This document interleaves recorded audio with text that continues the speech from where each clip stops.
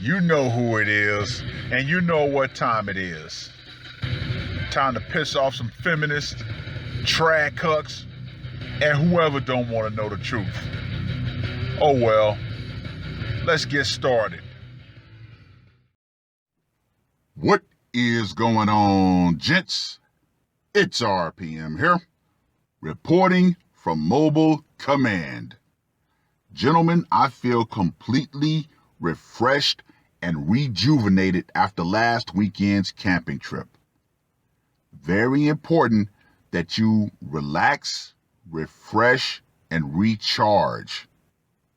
Take some time for yourself, gents. It's only going to help. Now I'm going to do a separate video talking about the camping trip, and in particular, where me and the meat sack had a bit of a verbal sparring and I completely annihilated her. I will say this as a precursor to that video. The wall is merciless.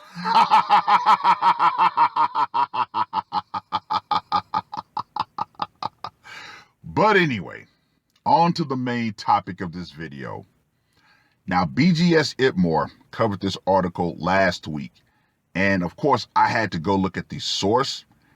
And yeah, once again, gentlemen, the myth, or should I say, the illusion of the good, wholesome, faithful wife is going to be shattered with this article. Now, this article was published on the 2nd of July. These are the top 20 cities with the most cheating spouses in the U.S. Of course, we're going to look at this from the red pill lens. When they mean cheating spouses, they mean cheating wives. It seems quarantine was harder on quote unquote monogamous couples than we realized. Per a new study brought to us from Ashley Madison, there has been a major uptick in people's desires to cheat and go through with it across the United States. Isn't it ironic? If you still are subscribed to Netflix, which I completely canceled after the whole cuties controversy, there is a series called Sex Life in which a married woman is, I think she ends up hooking up with her bad boy ex-boyfriend. I don't know. I didn't watch the series, but if you guys have, put it in the comments section. But yeah, oh yeah, gentlemen, there have been numerous articles and actual news stories about how married women had a backup man, at least 50%. Keywords, at least. But I'm going to talk about the things that women rely on to keep men somewhat in the dark. If you're unfamiliar, Ashley Madison is a quote-unquote dating site for cheaters to meet and well cheat. Thus, it's appropriate that the service conducted a study on the phenomenon, analyzing the top U.S. cities for infidelity. In 2020, Ashley Madison saw a serious surge in signups between March 1st and April 25th. Interesting, the time frame. We all know what happened, right? That's when the series of lockdowns first started. Plus, nearly 17,000 new members joining the site daily throughout quarantine. The city study, published in the Journal of Sex Research examined these signups from June through September on a per capita basis, attempting to pinpoint the states for which adultery was the most common. And as it turns out, the top 2 most unfaithful American cities are located in none other than the Sunshine State, Florida. Miami came in at number 1, while Orlando snagged second place. The third state isn't much of a shocker either. Sin City, aka Las Vegas, Nevada, took third, while Atlanta, Georgia, and Cincinnati, Ohio took 4th and 5th, respectively. For the full list of cities and to check if yours made the cut, see the graphic below. Now you look at the graphic. What is one thing that I find, or that you should find, very ominous? The fact that not one single city in California made the list. I wonder. But anyway, the research also found that contrary to popular belief, women are actually more likely to cheat than their male counterparts.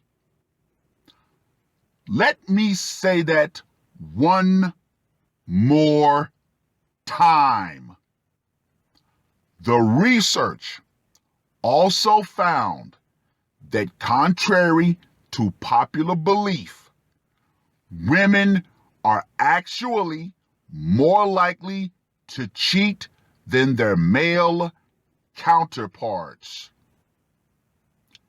And you wonder why over on TikTok, the young lions over there are completely walking away from the relationship game. You see, ladies, you cannot get marriage without dating. Young men have found that dating is a waste of time. Refer back to the article and the stories of married women having a backup man. Quote unquote, men have been traditionally portrayed as the ones capable of balancing both a spouse and a lover, said Dr. Tammy Nelson, author of, quote unquote, When You're the One Who Cheats, per New York Post. But the truth is, women are better at multitasking, and according to this study, they may be better at cheating. Okay, this is just my humble opinion, but I do not accept women are better at cheating. No. Now, the manipulating, yes, women are better at manipulating and gaslighting their husbands into being naive and trusting them. However, you also have to take into account that the husband is usually so busy trying to, keep the world on his shoulders that he doesn't have time to think about it because his plate is already too full. So yeah, I reject the notion that women are better at cheating. It's just the simple fact that women have more time on their hands. Anyway, what's more, women who cheat are less likely to feel bad about it. Let me repeat that for the gentlemen who still want to believe that there's going to be a unicorn or a NAWALT out there, especially if they're looking for a long-term commitment or God knows why, marriage. What's more, women who cheat are less likely to feel bad about it. More than half of the women I talked to said, quote unquote, I'm in a sexless marriage, or I'm not having orgasms, and that's why I'm cheating. Okay.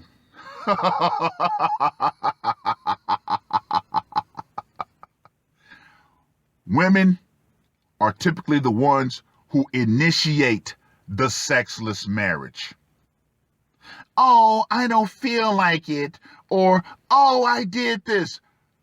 Coach Greg Adams has a very, very good little short about the 7 days of a married man's life, where his wife refuses and makes every excuse she can to not give him sex. But then when the man finally decides, you know what, I can't take this anymore, and decides to get him a little side action, he becomes the bad guy. And we all know how good old R.P.M. feels about a sexless marriage, which I'm going to talk about later. Alicia Walker, author of The Secret Life of Cheating, or The Cheating Wife, Power, Pragmatism, and Pleasure in Women's Infidelity. According to researchers, these reported dry spells were directly correlated with lower levels of attraction to one another. That said, get this, gentlemen, to take a page from Hammerhand's book, 65% of women admitted they were no longer physically attracted to their partners. Yet 74% asserted that they did indeed love them.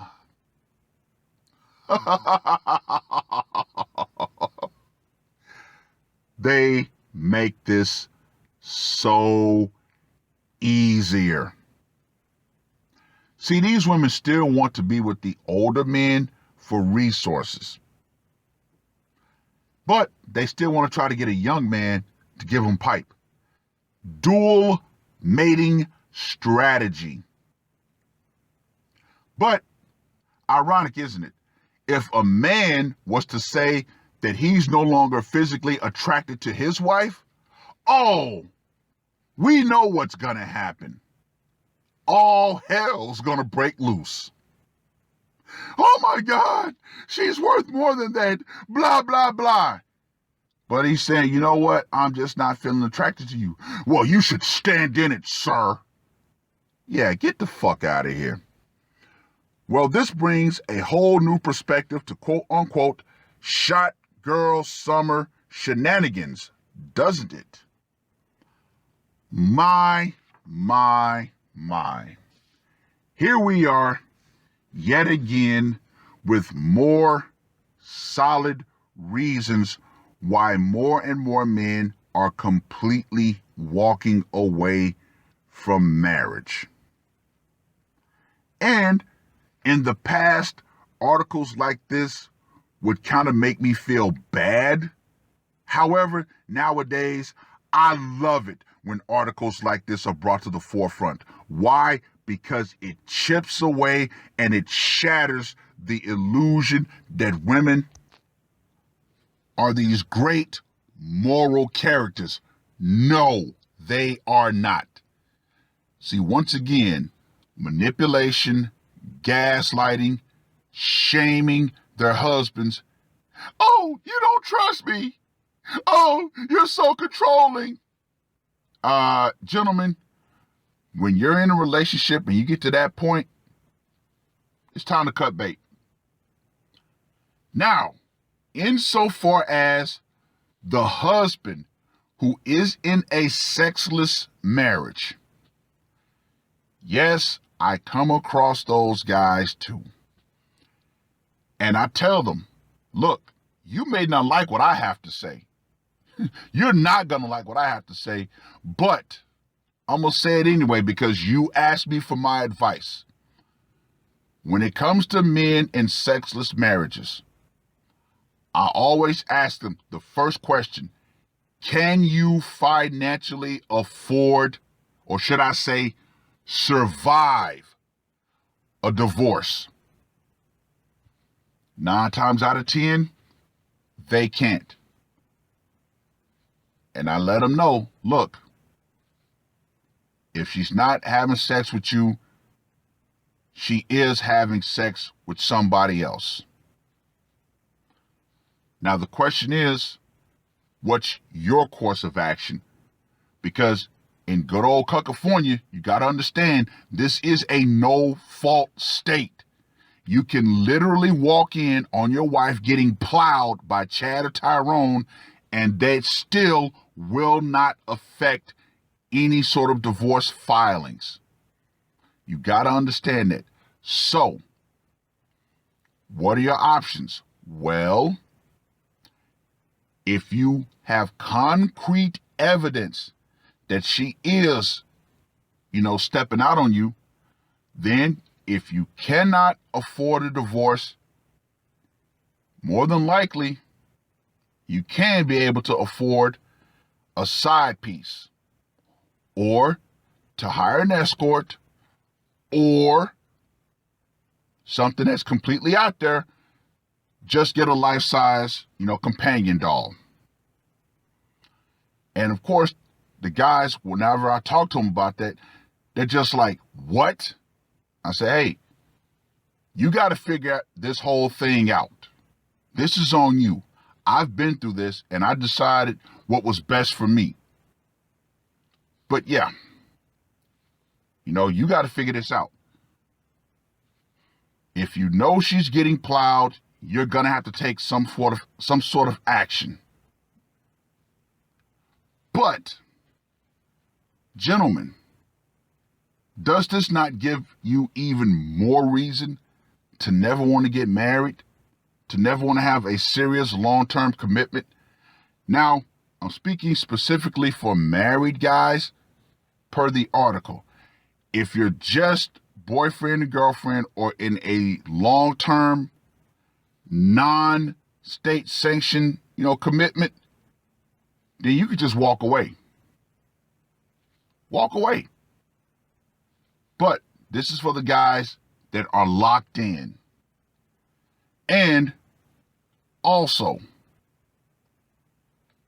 for all of my married guys out there, and this can go to, the unmarried guys who've been in relationships, whose woman, has cheated on them, you need to understand this, because this is something that I came to last weekend. And it goes back to one of the lines. Most women who cheat do not feel bad about it. Now, what is the meaning behind that phrase? Well, it's this. When your woman decides to lay down and submit her body to another man, she had to make you the villain in her story.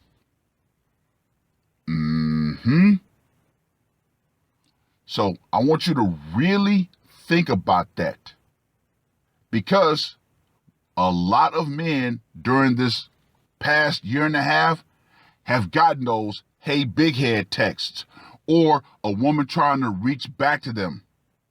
If she cheated on you, you need to thoroughly understand she made you the villain in her story to the next guy.